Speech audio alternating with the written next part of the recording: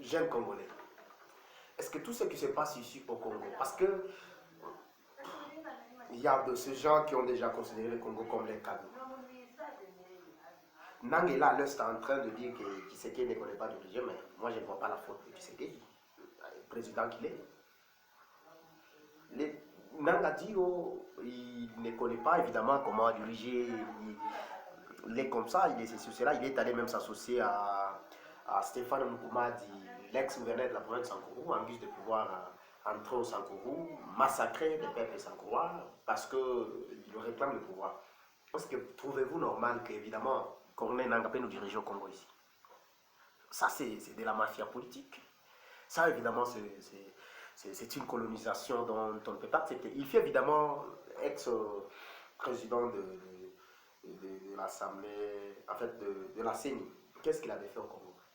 Non, mais lorsqu'il était président de la CENI, il a été évidemment objet d'occasion pour sa famille. Pourquoi? Parce qu'il y avait le temps qu'il avait facilité à sa femme pour qu'elle soit élue députée nationale. Et il avait encore également facilité à son petit frère pour qu'il soit élu gouverneur de la province de Chaussée. Donc cette mafia doit cesser. Nous ne sommes pas là, nous ne sommes pas là les Congolais d'avant 1960. Nous sommes les Congolais révolutionnaires. Moi je parle, je suis Congolais du père et de la mère. Et je n'ai crainte. J'accepte mourir et laisser les Congolais évoluer en paix et en émergence. Parce que je trouve évidemment que les Congolais sont déçus de part et d'autre. Or, nous sommes un très bon État. Nous avons un État très élégant. Un État le plus appréciable de toute l'Afrique et du monde entier.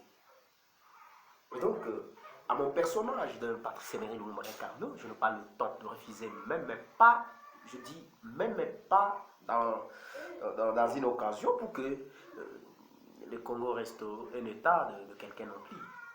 C'est après avoir poursuivi plusieurs défis qui se déroulent au Congo. Je me suis toujours demandé pourquoi il y a les massacres des Congolais. Pourquoi? Parce que Nanga réclame le pouvoir. Non, moi je suis Congolais du peuple de la mer, je suis originaire de Sankourou. Je mourrai ici au Congo, je dirigerai ce pays, je dirigerai ma province, j'occasionnerai plusieurs Congolais, je ferai ce que cette province, tout cet État soit un État appréciable partout ailleurs. Je pense, je sais que Nanga, avec toute sa troupe étrangère, notamment celle du Rwanda ou bien la troupe kabiliste, parce qu'ils se connaissent dans les complots, ils pensent qu'ils peuvent tuer Félix-Antoine Tshisekedi Tshilombo, mais ils se trompent. Il est le président élu du peuple, le premier président démocrate. Il est le magistrat suprême. Il doit nous diriger jusqu'à tel point que que les élections doivent se faire au Congo. Nous ne pouvons pas accepter que personne vienne nous dire du n'importe quoi. Trop, c'est trop. La jeunesse congolaise doit se mobiliser. On est là pour qu'on puisse défendre la patrie. On est là pour que nous puissions évidemment faire un État le plus meilleur. Et que tout Congolais doit avoir un service, bien que nous savons que nous sommes un pays qui est évidemment le plus riche, un pays où ses originaires ne sont pas chômeurs. Et donc, pour ça, pour moi, je considère évidemment que nous devons fournir les efforts. Nous ne devons pas nous délaisser, nous ne devons pas nous décevoir, car nous sommes utiles à la société congolaise. Je sais, même lorsque Nang est en train de dire que Tshisekedi est Dieu, mais il crache sur la mémoire de Tiens Tshisekedi de Mulumba. Qui peut parler ici au Congo à terme de droit comme Tiens Tshisekedi de Mulumba? Qui est le plus grand révolutionnaire puisque Patrice Emery Lumumba, dont je suis la réincarnation? Et qui pense évidemment qu'il peut nous laisser chaque fois en escroquerie, en esclavage? Non, mais ce temps doit finir. Il n'est pas encore temps pour ça. Les Congos appartiennent aux Congolais et chaque Congolais doit s'assumer de sa responsabilité. Seule la patrie va nous sauver. Parce que trahir le Congo, c'est trahir aussi les anciens révolutionnaires qui avaient combattu temporairement pour que ces Congos soient indépendants.